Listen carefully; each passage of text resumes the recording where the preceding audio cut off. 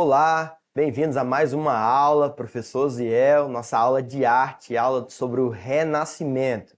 Mais uma aulinha, você que está se preparando para o Enem, revisando, estudando com o sistema, com a plataforma Farias Brito, vamos a mais uma aula. Vamos lá. Primeiro a definição do que seria essa arte renascentista ou do que seria o Renascimento.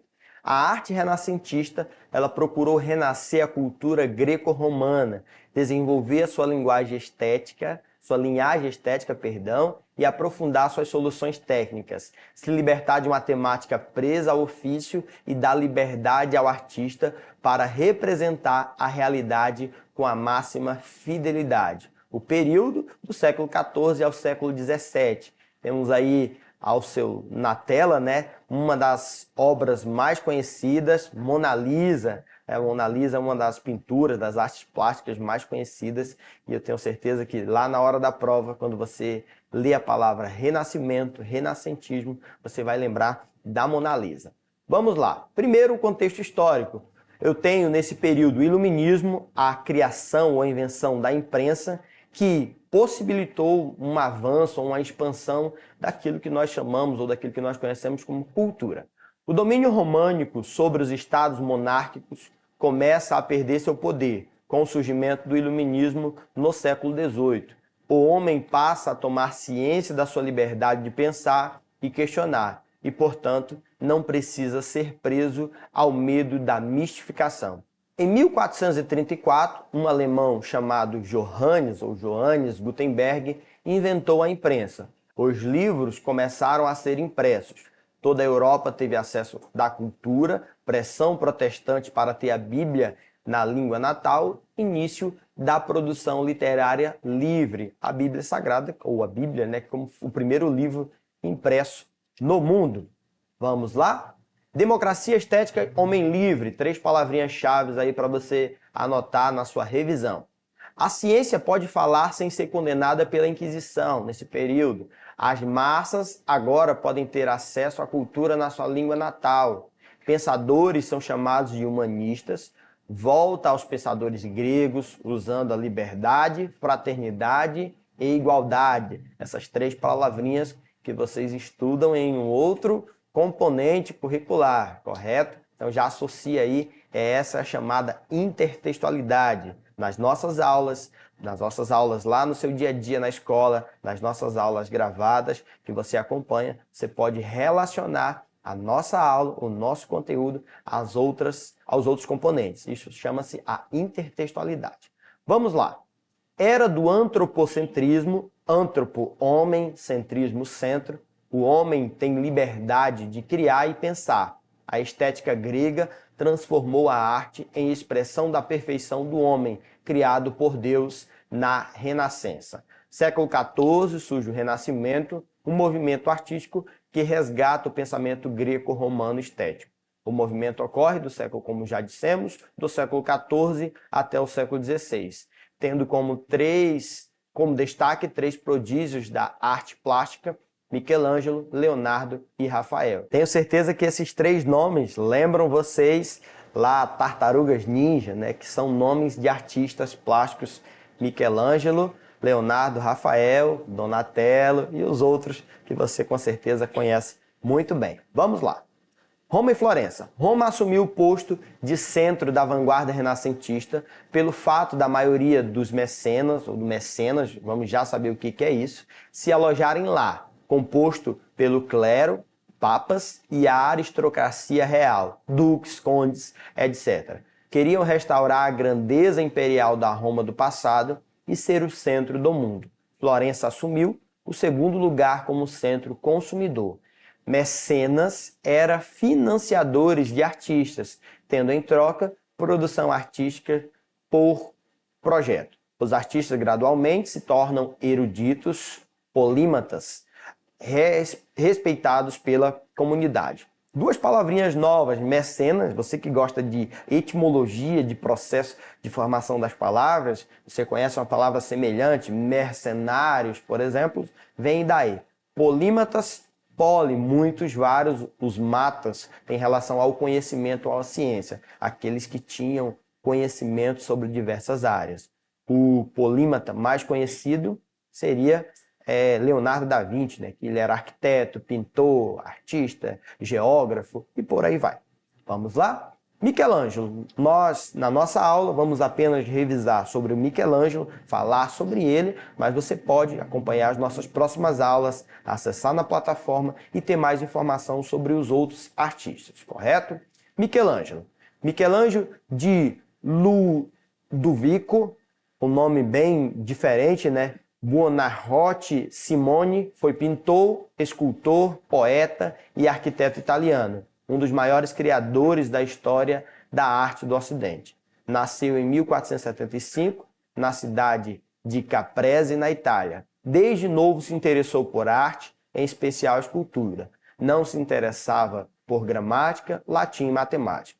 Iniciou-se como aprendiz dos alemães David e Domenico Ghirlandaio em Florença. Seu pai considerava uma profissão indigna. Logo foi descoberto pela família Médici, mecenas florentinos, se tornando protegido e artista oficial da realeza. O escultor Bertoldo di Giovanni, que foi ex-aluno de Donatello, foi a partir dele, né, que Michelangelo tem o seu primeiro contato com a escultura, embora aparentemente não tenha seguido suas técnicas no processo escultórico. Trabalhou em Bolonha, Veneza. Em 1495, volta para Florença. Em alguns anos se fixa em Roma e fica até o final da vida. Essa contextualização histórica ou essas particularidades acerca dos artistas é para você ter uma informação a mais sobre cada um deles. Obviamente, você pode estudar e fazer suas observações, anotações a respeito de algumas particularidades de cada um desses autores. Vamos avançar?